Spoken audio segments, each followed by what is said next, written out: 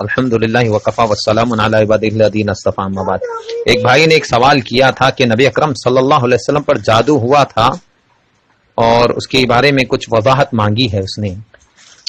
یہ واقعہ کچھ اس طرح ہے کہ صلح حدیبیہ کے بعد نبی اکرم صلی اللہ علیہ وسلم جب مدینہ منورہ تشریف لائے، اس وقت سن 7 ہجری میں خیبر سے کچھ یہودیوں کا ایک وفد مدینہ آیا اور مشہور جادوگر لبید بن عاصم یہودی سے ملا جو انصار قبیلے بنو زریق سے تعلق رکھتا تھا۔ یہودیوں نے اس سے کہا کہ محمد صلی اللہ علیہ وسلم نے جو کچھ کیا ہمارے ساتھ کیا وہ تو تمہیں معلوم ہے، ہم نے اس پر جادو کرنے کا جو ہے ایک منصوبہ بنایا ہے۔ اس کے بعد ملاقات کرنے کے بعد لبید بن عاصم سے مل کر اس نے جو ہے اللہ اکبر 3 اشرفیہ لی اور آپ علیہ الصلوۃ والسلام پر جادو کرنے کا منصوبہ جو ہے یہودیوں نے بنایا، اور اس کے ذریعے جو اللہ کے رسول صلی اللہ علیہ وسلم کی خدمت میں کچھ لڑکیاں کام کرتی تھیں، ان کے ذریعے اللہ کے رسول صلی اللہ علیہ وسلم کی کنگھی جو ہے اس کے دندانے کنگھی جو ہے دندانوں میں بال لپٹے ہوئے تھے وہ منگوا کر اس پر جو ہے عمل کیا گیا، اور آپ علیہ الصلوۃ والسلام پر جادو کرنے کی کوشش کی گئی، اور آپ علیہ الصلوۃ والسلام پر اس کا اثر ہوا۔ اثر جو ہے آپ علیہ الصلوۃ والسلام کی ذات تک محدود تھا۔ آپ علیہ الصلوۃ والسلام اگر کوئی کام کرنے کا ارادہ کرتے تو ان کو ایسا لگتا کہ یہ کام میں کر چکا ہوں۔ یہ جو ہے آپ اتنے متاثر تھے، اور اللہ کے رسول صلی اللہ علیہ وسلم کے علاج کے لیے اللہ تبارک و تعالیٰ نے جبریل علیہ السلام کو سورہ فلق اور سورہ ناس دے کر بھیجا۔ سورہ فلق اور ناس جب لے کر حضرت جبریل آئے تو آپ علیہ الصلوۃ والسلام پر سب سے پہلے بسم اللہ ارقیک واللہ یشفیک من کل داء یؤذیک ومن کل عین حاسد واللہ یشفیک بسم اللہ ارقیک، یہ دعا پڑھ کر دم کی تو آپ علیہ الصلوۃ والسلام کے بدن میں جو ہے ایک طاقت آ گئی، آپ کا بدن بہت کمزور آپ محسوس کر رہے تھے۔ اس کے بعد آپ علیہ الصلوۃ والسلام کو جب یہ 2 صورتیں دی گئی تو اللہ کے رسول صلی اللہ علیہ وسلم نے ان 2 صورتوں کو پڑھا، ہر آیت کو پڑھتے جا رہے تھے۔ آپ علیہ الصلوۃ والسلام کے داڑھی کے جو بال تھے اللہ اکبر اس میں 11 گاٹھ مار کر جو ہے جادو کیا گیا تھا، ایک ایک گاٹھ کھلتی جاتی۔ یہ پورا واقعہ میرے بھائی آپ اگر دیکھنا چاہتے ہیں تو صحیح بخاری کی حدیث نمبر 5763 دیکھیں، صحیح مسلم کی حدیث نمبر 2189 دیکھیں، یعنی 189 دیکھیں۔ اس کے علاوہ آپ کو یہ حدیث جو ہے مسند احمد کی جلد نمبر 4 میں حدیث نمبر 367 میں آپ دیکھ سکتے ہیں۔ اس کے علاوہ فتح الباری کی جلد نمبر 10 میں حدیث نمبر 232 اور 200 غالباً 25 جو ہے یہ آپ دیکھ سکتے ہیں۔ آپ کو پورا واقعہ جو ہے اللہ کے رسول صلی اللہ علیہ وسلم پر جادو ہونے کا پورا واقعہ آپ کو اس پہ مل جائے گا۔ واللہ اعلم بالصواب، والسلام علیکم ورحمۃ اللہ وبرکاتہ۔ کے علاج کے لیے یہ 2 صورتیں بہت ہی مفید ترین ہے۔ حضرت عائشہ صدیقہ رضی اللہ عنہا کا کہنا ہے کہ جب آپ علیہ الصلوۃ والسلام پر یہ 2 صورتیں نازل ہوئی تو آپ نے تمام دعاؤں کو ترک کر دیا اور اس کو لازم پکڑا، اور اس کو جو ہے پڑھ کر اللہ کے رسول صلی اللہ علیہ وسلم اس کو پڑھ کر اپنے جسم پر ملا کرتے تھے، ہاتھوں میں دم کر کے پورے جسم میں ملا کرتے تھے۔ تو یہ بھی آپ علیہ الصلوۃ والسلام سے ثابت شدہ عمل ہے، آپ پر جادو ہوا، اور حضرت عائشہ بھی اس کی گواہ ہے، اور خود جبریل علیہ السلام یہ 2 صورتیں لے کر آئے۔ ان 2 صورتوں کے شان نزول کو دیکھنے کے بعد جو لوگ اعتراض کرتے ہیں کہ بھائی اللہ کے رسول پر جادو نہیں ہوا ہے، تو ان کو اس آیت کا شان نزول جو ہے وہ معلوم کر لینا چاہیے۔ واللہ اعلم بالصواب، والسلام علیکم ورحمۃ اللہ وبرکاتہ۔ بسم اللہ الرحمن الرحیم۔ ناظرین و سامعین کرام، ہم ایک نئے موضوع کے ساتھ آپ کے سامنے حاضر ہیں۔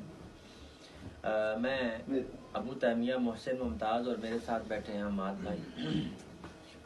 تو آج ہم حماد بھائی سے یہ بات سیکھیں گے کہ 2 احادیث ہیں اور ان کے حوالے سے اعتراض کیا جاتا ہے۔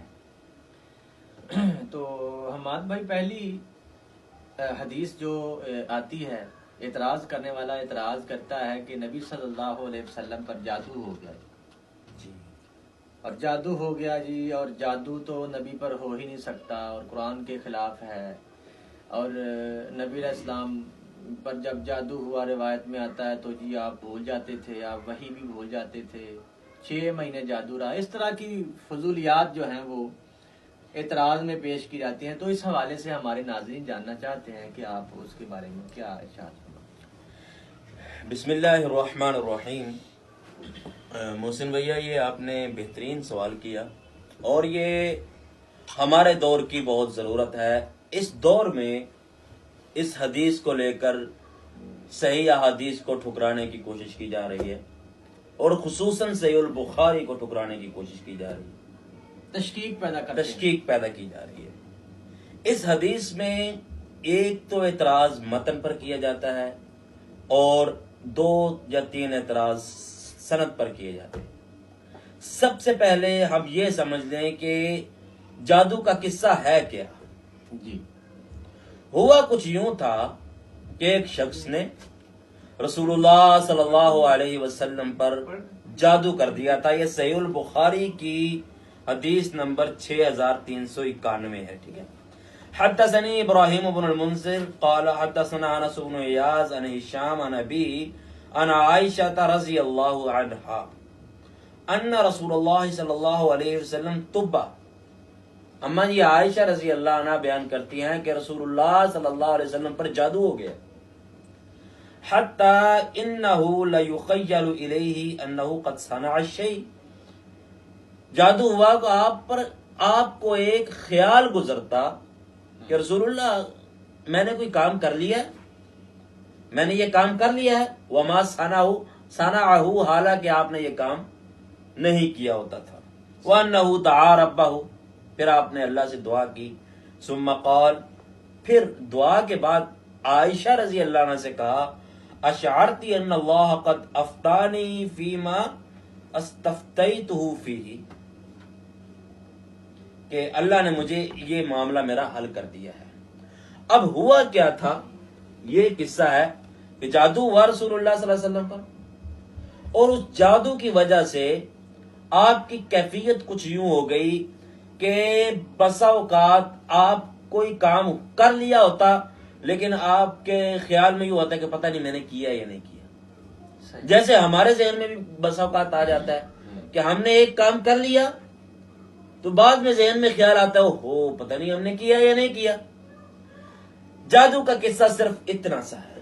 یہ تو خیال والی بات ہے, مطلب ایک خیال آتا ہے. اب منکر حدیث کیا کرتا ہے, وہ کہتا ہے کہ بخاری میں لکھا ہے کہ نبی اس جادو کی وجہ سے وہی بھول جاتے تھے.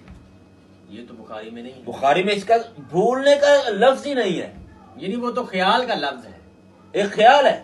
لفظ بھی خیال کا ہے, بھولنے کا تو خیال آنے میں اور بھول جانے میں زمین اور آسمان کا فرق ہے.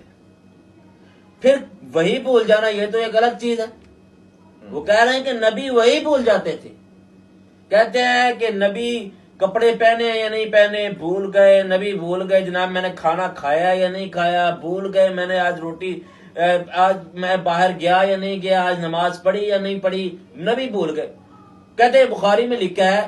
اور اس کے بعد مطلب یہ بیان کرنے کے بعد پیچھے کہانی بنتے ہیں نا, کہانی یہ بنی کہ نبی بھول گئے, پتہ نہیں کیا انہوں نے کچھ کیا ہی نہیں, وہی بھول گئے. جو حدیث کہتی ہے کہ نبی وہی کرنا ہی بھول گئے, نبی کو سب کچھ بھولنے لگ گیا, جادو نے نبی کو نعوذ باللہ پاگل بنا دیا, نعوذ باللہ ثم نعوذ باللہ.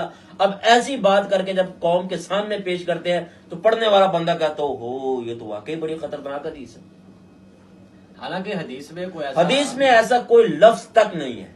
بالکل حدیث میں صرف اتنا ہے یخیل الیہ, یہ کہ ان کو خیال گزرتا انہ قد صنع الشیء, کہ آپ کو خیال گزرتا ہے کہ میں نے کچھ کیا ہے. وہ کام کرنے والا تھا, آپ نے کیا ہے کہ نہیں کیا. ہاں.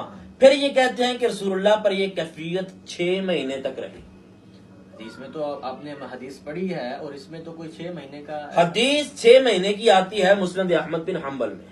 اچھا, لیکن وہ روایت شیخ محسن ضعیف ہے. معمر جو ہیں جب ہشام سے بیان کریں تو روایت ضعیف ہوتی ہے. اچھا, ہاں یہ خاص جرا مفسر ہے. یہ جرا مفسر موجود ہے.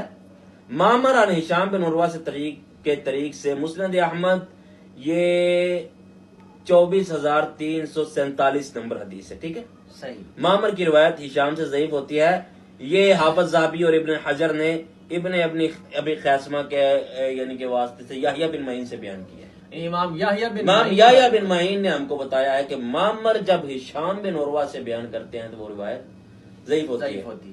لہذا یہ روایت 6 مہینے والی تو ضعیف ہے. 6 مہینے والی روایت کچھ اس طرح بھی ضعیف ہے. اسی روایت میں نے کہ رسول اللہ صلی اللہ علیہ وسلم معاملہ ختم ہو جانے کے بعد امی عائشہ کو بتا رہے ہیں جو یہاں بخاری میں روایت یعنی یہ موجود ہے، مکمل ہو گیا.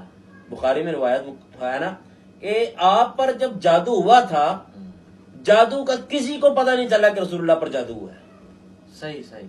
کسی فرد واحد کو پتہ نہیں چلا، بلکہ رسول اللہ جب جادو ختم ہو گیا تب رسول اللہ نے اما عائشہ صدیقہ رضی اللہ عنہا کو بتایا. یعنی یہ قصہ آپ نے اپنی اس شفا یابی کہہ لیں، ہاں. اس کے بعد سیدہ نہیں، عائشہ کو بتایا. عائشہ کو اور اس سے یہ بھی معلوم ہوتا ہے کہ یہ چند دن یا 1 2 یا 3 یا 4 5 دن کا مسئلہ ہوگا، کیونکہ اگر 6 ماہ تک ایک کیفیت رہے تو اما عائشہ جیسی عظیم مطلب وہ رازدان نبوت شخصیت جو رسول اللہ صلی اللہ علیہ وسلم کی ایک ایک بات کو نوٹ کرتی ہے، مزاج شناس ہے. مزاج شناس رسول ہے، جو یہ تک نوٹ کرتے ہیں کہ اللہ کے نبی کا آج میرے بارے میں رویہ بدلا ہوا ہے، آج آپ اس طرح مسکرائے. اللہ کے رسول بھی مزاج شناس ہیں، مزاج اور شناس ہے. سیدہ عائشہ بھی وہ صحیح وہ بخاری بتاتے میں ہیں کہ عائشہ جب آپ مجھ سے ناراض ہوتی ہے مجھے پتا چل جاتا ہے، وہ لفظ بدل دیتی ہیں. لفظ بدل دیتی ہیں. وہ کہتی ہیں ابراہیم کے رب کی قسم جب ناراض ہوتی ہیں، تو تب کہتی ہیں کہ محمد کے رب کی اور جب خوش ہوتی ہیں تو کہتی ہیں محمد کے رب کی ہاں، قسم. یعنی صرف نام سے، یعنی کہ اتنی محبت ہے اس میاں بیوی میں، اگر اتنا لمبا واقعہ ہو تو پتہ نہ چلے یہ ناممکن. یعنی یہ آپ کہنے کا شاید مقصد یہ ہے کہ یہ جو 6 مہینے والی بات ہے یہ بخاری مسلم کی نہیں ہے. بخاری مسلم سے مسند احمد کی ہے، ٹھیک ہے، مسند احمد میں وہ ضعیف ہے، وہاں ضعیف ہے. اور اس میں بولنے والی بات نہیں ہے بلکہ یہ تو خیال آنا ہے. متن کا اعتراض، یعنی کہ اصل متن پر تو اعتراض ہے ہی نہیں. ٹھیک ہے. متن کا اعتراض یہ ہے کہ انہوں نے متن خود کریٹ کیا ہے، خود اپنے ایک تصور بنایا ہے، اس تصور بنا کر اس کو بخاری پر مر دیا ہے اور پھر اس کا رد کر دیا. جادو والی حدیث کی یہ بھی کرامت ہے کہ ان پر جادو ہو گیا جو اعتراض کر رہے ہیں وہی سحر شدہ ہے. بالکل، انہوں نے خود ایک ان کو پتہ ہی نہیں چل رہا کہ ہم کیا کر رہے ہیں. کیا امام بخاری نے تو وہ تو لکھا ہی نہیں. ہاں جی بالکل. خیر یہ تو ان کی خیانت ہے، امانت داری سے محروم ہے. اور منکرین حدیث ہمارا پرانا واسطہ ہے، یہ امانت داری سے محروم ہوتے ہیں، یہ بات تو پکی ہے، اس میں تو انہوں نے دیانت داری سے کوئی بھی علمی تحقیق نہیں کی کبھی. قسم کھائی لڑے ہوئے ہیں امانت داری سے. نہ جی، یا جیسے نہیں طلاق دے دیتا بندہ کسی کو، پھر بدی جھوٹ بول رہے ہوتے ہیں. پھر بدی جھوٹ بولتے ہیں. اچھا، اب کہتے ہیں کہ یہ قرآن کے خلاف ہے، حالانکہ جادو اس حدیث میں لفظ کیا ہے؟ یخیل الیہ، ایسے ہی ہے بالکل بالکل کہ آپ کو خیال گزرتا. یہی قرآن میں لفظ ہے بیعینہ، جب موسیٰ علیہ السلام فرعون کے حواریوں سے، فرعون کے جادوگروں سے مقابلہ کر رہے ہیں، انہوں نے رسیاں پھینکی. یخیل الیہ من سحرہم انہا تسعی، کہ ان کے جادو کی وجہ سے موسیٰ علیہ السلام کو لگا کہ یہ رسیاں سانپ ہیں، حالانکہ وہ رسیاں ہیں. حالانکہ وہ رسیاں. اس حدیث میں بھی کیا ہے؟ یخیل الیہ انہ قد صنع الشیء، سامنے رسیوں کو سانپ سمجھ لینا یہ کیفیت ذرا سخت ہے. ایک کیفیت ہے کہ خیال آنا کہ میں نے پتہ نہیں یہ کام کیا یہ نہیں، یہ ذرا نرم ہے. یعنی کہ وہ جو سخت کیفیت ہے وہ قرآن میں بیان ہوئی اس کو تو مان لیا، اس سے نرم کیفیت جو بخاری میں بیان ہوئی اس کو نہیں مانا. کیسی عجیب، کیا عجیب بات ہے. اور تو میں نے پھر صحیح کہا کہ یہ خود سحر شدہ ہے، خود سحر زدہ ہے نا، ان پر جادو ہو گیا، ان کی عقلوں پر پردہ پڑ گیا، عقلوں پر پردہ ہے. اور عقل سے دشمنی. اور ہمارے خطیب کہا کرتے ہیں کہ عقل نو تھلے رکھ کے آپ اتنے بہ گئے. اچھا، یہ تو ہوا ان کا ایک کیا اس کو کہتے ہیں متن پر اعتراض کا جواب. سند پر یہ اعتراض کرتے ہیں کہ ہشام بن عروہ رحمت اللہ علیہ، یہ عروہ بن زبیر ٹھیک کے بیٹے ہشام، یہ کہتے ہیں کہ جب کوفہ میں گئے تھے تو ان کا حافظہ خراب ہو گیا تھا، اور یہ روایت صرف کوفی راویوں نے ان سے بیان کی ہے. اچھا، تو سب سے پہلے یہ بات یاد رکھیں کہ یہ بات کہ ہشام بن عروہ کا حافظہ خراب ہو گیا تھا سب سے پہلے ابن قطان الفاسی نے کہی تھی 7ویں صدی میں. ابن القطان الفاسی ہاں۔ بیان الوہم، ہاں، صحیح۔ ان سے پہلے یہ بات کسی نے نہیں کی۔ ابن القطان تو بڑی غلط اور خطائیں کر جاتے ہیں پھر اپنی ہاں، کتاب میں۔ اور پھر حافظ ذہبی رحمہ اللہ نے ابن القطان کی اس بات پر تبصرہ کیا، فرمایا ولا عبرت، اس کا کوئی اعتبار نہیں ہے۔ ان کی اس بات کا کوئی اعتبار نہیں۔ وہ ہشام لم یختلط قط فہذا امر مقطوع به، ہشام کبھی بھی مختلط نہیں ہوئے، یہ قطعی معاملہ ہے۔ یہ تو بات یعنی پایا ثبوت ٹھیک ہے۔ تک پہنچ گئی۔ ہاں، یہ سیر اعلام النبلاء میں لکھا ہے۔ اسی طرح حافظ ابن حجر رحمہ اللہ نے لکھا لم نرى له فی ذلک سلفا، ابن قطان سے پہلے یہ بات کسی نے نہیں کی۔ ٹھیک ہے، یعنی شاذ اور مردود قول ہے۔ ہاں، ٹھیک ہے۔ ایک تو بات یہ ہے۔ دوسرا یہ ہے کہ صرف کوفی راویوں نے ہشام سے بیان نہیں کیا، ہشام سے مدنی راویوں نے بھی بیان کیا ہے۔ اچھا، بالکل، یعنی اس میں بخاری کی سند دیکھیے شاید ذرا۔ ہاں، یہ بخاری کی روایت آپ 6009 یہی والی روایت، یہ انس یہاں بن انس بن ایاز ہے، ٹھیک ہے، اور اسی طرح صحیح البخاری کی روایت ہے 5763، اس میں ہے عبد الرحمن بن ابی الزناد، اچھا، وہ مدنی، یہ دونوں راوی مدنی ہیں۔ یعنی یہ جو ہم نے پڑھی ہے وہ یہ بھی مدنی راوی کی بیان کرتا ہے، ٹھیک۔ اور وہ جو وہاں آئے گی 5763، یہ دونوں راوی مدنی ہیں۔ 5763 والا بھی مدنی راوی بیان کر رہا ہاں، ہے۔ وہ بھی مدنی راوی ہے، اور یہ بھی مدنی راوی ہے، یعنی کہ کوفیوں کے ساتھ ساتھ مدنی راویوں نے بھی یہ روایت بیان یہ عیسیٰ بن یونس سے ہے شاید 5763، عیسیٰ بن یونس سے ہے اور انس بن ایاز سے، دونوں ہشام سے روایت کرتے ہیں۔ ہاں، اچھا۔ ایک پھر اعتراض یہ ہے کہ ہشام بن عروہ یہ روایت بیان کرنے میں منفرد ہے۔ صحیح۔ پہلی بات تو یہ ہے کہ ہشام بن عروہ رحمہ اللہ جو ہیں، ان کا تفرد کسی طرح بھی مضر نہیں ہے، کیونکہ یہ حافظ متقن ہے اور بڑے امام ہیں، ٹھیک ہے۔ ٹھیک ہے۔ دوسری بات، یہ بیان کرنے میں منفرد نہیں ہے۔ اچھا، مطابق بھی ہے۔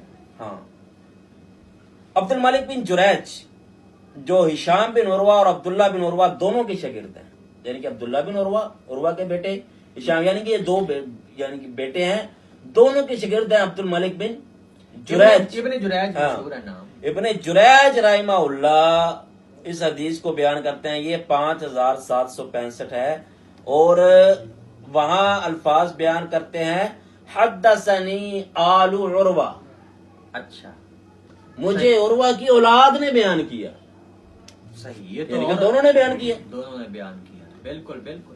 یہ دیکھیں آپ، یہ حدثنی عبداللہ ابن محمد قال سمعت ابن عیینہ یقول اول من حدثنا به ابن جریج یقول حدثنی آل عروہ عن عن عروہ۔ عروہ صحیح۔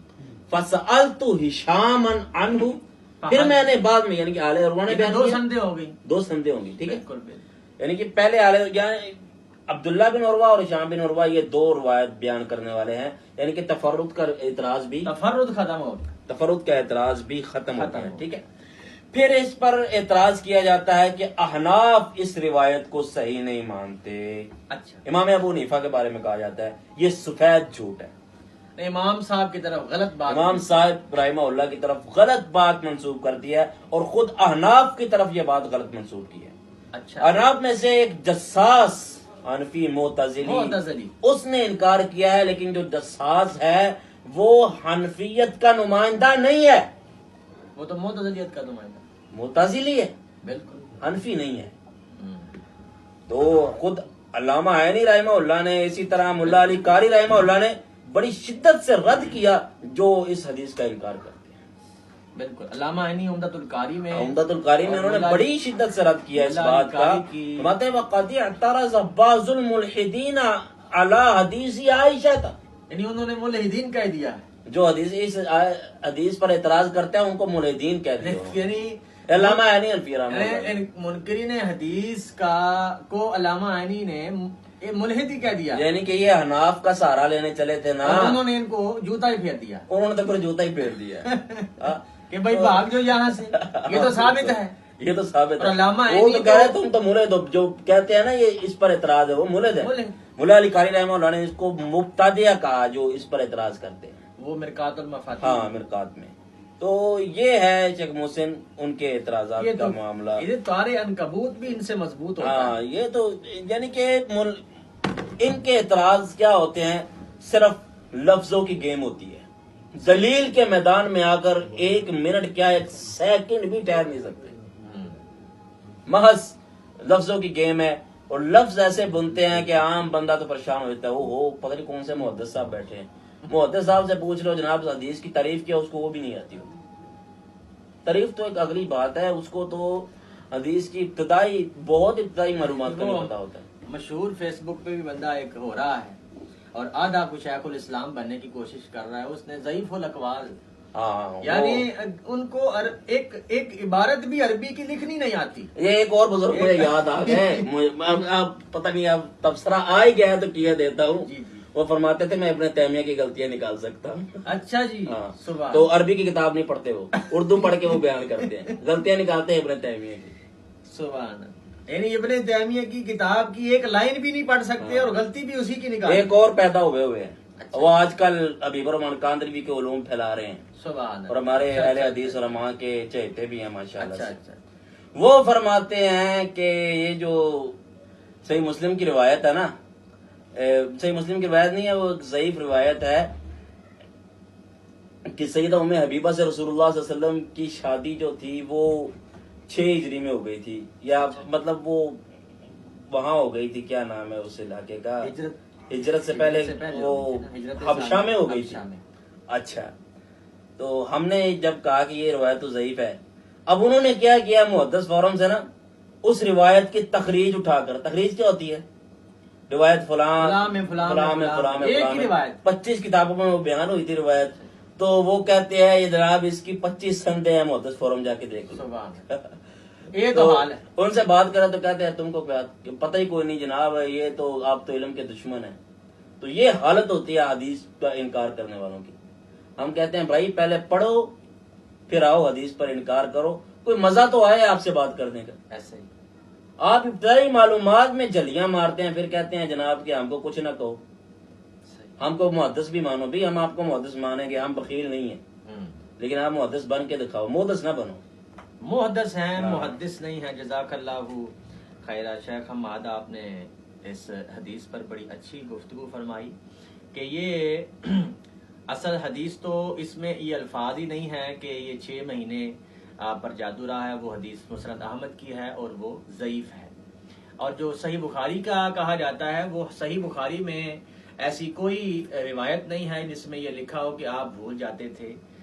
بھولنے کا لفظ منکرین حدیث نے خود سے بخاری میں ڈالا ہے، یہ لفظ اصلاً متن میں نہیں ہے. اور اس کے بعد یہ کہا جاتا ہے کہ یہ ہشام کا تفرد ہے، لیکن یہاں پر ہشام کا جو تفرد ہے وہاں پر اس کے ساتھ ابن جریج ہیں، وہ اس کو روایت کر رہے ہیں. یہ صحیح بخاری کے اندر ہی ہے. تو ہمیں یہ معلوم ہوا کہ ان کے اعتراضات جو ہیں وہ تارے عنکبوت سے بھی زیادہ کمزور ہوتے ہیں. اللہ تعالیٰ حماد بھائی کو جزائے خیر عطا فرمائے. السلام علیکم ورحمۃ اللہ. وہ جو بخاری کی روایت ہے وہ آپ دکھا بھی سکتے ہیں؟ جی ہم دکھا سکتے ہیں جی، بخاری کی ایک روایت وہ ناظرین کو پتہ. ہاں ناظرین، یہ عثمان بھائی، یہ دیکھیں عثمان بھائی آ رہی سامنے، یہ اوپر دیکھیں کیمرے میں، قریب کریں، زوم کر کے دیکھیں، آپ زوم کریں کیمرے کو. یہ باب الدعاء، یہاں یہ الفاظ ہیں، خود قریب کر لیں. یہ دارالسلام کا عربی نسخہ ہے جی. ہاں اصل متن اصل حدیث کے ساتھ ہے، صحیح وہاں بخاری کا. لفظ دیکھ لیں، یخیر ہوئی ہے، اور یہ اس کا مین ہے. ہاں یہ دارالسلام کا نسخہ ہے. جزاکم اللہ عثمان بھائی، یہ اچھا کام کیا آپ نے. تو عثمان بھائی، جیسا کہ ہم بات کر رہے تھے کہ جادو کی قرآن و حدیث میں بھی ظاہر ہے کچھ وضاحت تو ہوئی ہوگی. ایک تو وہ ٹھیک ہے، کنسیپٹ سمجھ میں آتا ہے کہ لوگ خود اپنے اوپر نیگیٹو اثرات حاوی کر لیتے ہیں، لیکن صحیح بخاری میں روایت ہے کہ اللہ کے نبی صلی اللہ علیہ وسلم پر بھی جو ہے جادو ہوا. تو شریعت اس بارے میں کیا کہتی ہے کہ کیا جادو، کالا جادو ہوتا ہے، اور اگر ہوتا ہے اس کے کیا سائنز ہیں اور وہ کس طرح سے ہو جاتا ہے؟ دیکھیں محمد علی بھائی، کہ پہلے ہم نے ڈسکس کیا کہ ایک جادو وہ ہے جو لوگ اپنے اوپر خود کرتے ہیں. اچھا بہت سارے لوگ ایسے نہیں ہیں ماشاءاللہ نمازی بھی ہیں, اذکار بھی کرتے ہیں, اچھے لوگ ہیں, ان پر بھی جادو ہو جاتا ہے جی, کیونکہ یہ جادو ایک آزمائش ہے. ٹھیک ہے. سورۃ البقرہ آیت نمبر 102. جی, اس کو اگر مطالعہ کریں تو سمجھ لگتی ہے کہ جادو ایک آزمائش ہے. وہ نیک آدمی پر بھی آزمائش آ سکتی ہے, دوسروں پر بھی آ سکتی ہے. جو آپ نے کوٹ کیا کہ نبی صلی اللہ علیہ وسلم پر جادو ہوا, تو آپ صلی اللہ علیہ وسلم پر واقعتاً ہوا, بخاری شریف میں یہ حدیث موجود ہے, اور آپ صلی اللہ علیہ وسلم پر اس کا اثر ہوا. لیکن ہم اس بات کو اس پہلو سے لیں گے کہ آپ صلی اللہ علیہ وسلم پر جو جادو ہوا وہ ایک امت کے لیے میسج تھا کہ اگر امت محمدیہ پر جادو ہو, کسی شخص پر, کسی خاتون پر, کسی پر بھی, تو اس کو زائل کیسے کریں. تو نبی صلی اللہ علیہ وسلم پر جادو ہوا تو فلق ناس نازل ہوئیں, ٹھیک ہے, معوذتین. تو آپ صلی اللہ علیہ وسلم ہمیشہ رات کو سوتے ہوئے آخری 3 مرتبہ پڑھ کے, ہاتھوں پہ پھونک مار کے, اپنے جسم پہ دم کر کے سوتے تھے. تو جادو کی حقیقت ہے, جادو واقعتاً ہو جاتا ہے. نبی صلی اللہ علیہ وسلم نے فرمایا کبیرہ گناہوں میں سے ایک یہ ہے کہ کسی پر جادو کروانا. تو اسی طرح نبی صلی اللہ علیہ وسلم جب جادو ہوا تو کمزور بھی ہوئے. آپ صلی اللہ علیہ وسلم نے بخاری شریف میں روایت بہت سارے کام نہیں کیے ہوئے ہوتے تھے, آپ سمجھتے تھے کہ شاید یہ کام کر لیے ہیں, تو اس کا اثر ہوا. یہ ایک امت محمدیہ کے لیے میسج ہے. کچھ لوگ یہ کہتے ہیں لو جی نبی صلی اللہ علیہ وسلم پر جادو ہو گیا, یہ لوگ تو گستاخ ہیں اس طرح کی بات کر رہے ہیں. دیکھیں آپ صلی اللہ علیہ وسلم کو تو بخار بھی ہوا تھا, تو آپ صلی اللہ علیہ وسلم بیمار بھی ہو جاتے تھے. تو یہ ایک عام چیزیں ہیں. آپ صلی اللہ علیہ وسلم انسانوں میں سے تھے, یہ ہے کہ سب سے اعلیٰ تھے, ٹھیک ہے, سب سے اعلیٰ تھے. آپ صلی اللہ علیہ وسلم کی جوتی, کیا آپ صلی اللہ علیہ وسلم کی جوتی پر, خاک پر بھی ہماری جان قربان, ٹھیک ہے, لیکن آپ صلی اللہ علیہ وسلم پر جادو ہوا یہ ایک مرض کی طرح تھا. اسی طرح اما عائشہ صدیقہ رضی اللہ عنہا پر جادو ہوا. مسند احمد میں روایت موجود ہے کہ وہ دن بدن پہلے بیمار ہوئی, پھر ان کی بیماری طول پکڑتی گئی, کافی زیادہ بیمار ہو گئی. تو ان کے بھتیجے نے, ایک مدینے میں آدمی آیا, اس سے ڈسکس کیا کہ اما عائشہ صدیقہ رضی اللہ عنہا کے متعلق میری چچی جان ہے, تو ان کو یہ مسئلہ ہے. انہوں نے جب ساری سمٹمز پوچھی, انہوں نے کہا اس کے اوپر تو جادو ہے. تو جب وہ اس کو ڈیپتھ سے دیکھا گیا تو اما عائشہ صدیقہ رضی اللہ تعالی عنہا پر جو جادو کیا تھا وہ آپ کی ایک لونڈی تھی, اس نے کیا تھا. تو وہ مدبرہ لونڈی تھی, تو اس کو آگے پھر انہوں نے بیچ دیا کہ اس کو اس مالک کے پاس بیچو جو سخت طبیعت کا ہو. تو جادو کی حقیقت ہمیں ملتی ہے. اچھا یہ تو وہ ہے, جادو کہتے ہیں کہ جب کسی جادوگر سے معاہدہ کیا جاتا ہے, اور جادوگر اسے کہتے ہیں کہ جو شیطان سے معاہدہ کرتا ہے. تو وہ آگے مختلف آپ کے کپڑے لے گا, آپ کے بال, آپ کی پکچریں. اکثر لوگ علاج کرواتے ہوئے اپنی تصویریں دے دیتے ہیں, اپنی والدہ کا نام دے دیتے ہیں, اپنے کپڑے دے دیتے ہیں. کچھ لوگ پینسلیں رکھ کے چیک کرتے ہیں. یہ ساری جادوگری ہے, اس ذریعے سے ہی ٹریپ کیا جاتا ہے. علاج کروانے جاتے ہیں, مزید ذہنی طور پہ پھنس کے آ جاتے ہیں. صحیح ہو گیا, وہ ان کو ذہنی طور پہ کنٹرول کر لیتے ہیں. بالکل ٹھیک. تو اگر قرآن و سنت سے دیکھا جائے, جادو کے بغیر اگر جنات تنگ کر سکتے ہیں تو جادو میں تو معاہدہ ہوتا ہے, پھر تو اور تنگ کریں گے. جی, تو اگر دیکھیں مالی حوالے سے یہ ڈسٹرب کر سکتے ہیں یا نہیں. ابو ہریرہ رضی اللہ تعالیٰ عنہ والی روایت, مالی حوالے سے نقصان پہنچا رہے تھے, غلہ چوری کرنے آیا تھا شیطان. اور اسی طرح اگر ہم دیکھیں جو صحابی شہید ہوئے تھے خندق کے موقع پر, سام نے جو آپ کو شہید کیا, تو اس کا مطلب جانی نقصان بھی جادو دے سکتا ہے, مالی نقصان بھی دے سکتا ہے, صحت کو معاملات بھی ہو سکتے ہیں. لیکن یہ ایک معالج ڈیسائیڈ کرے گا, اور معالج بھی وہ جو شرعی علاج کرتا ہے.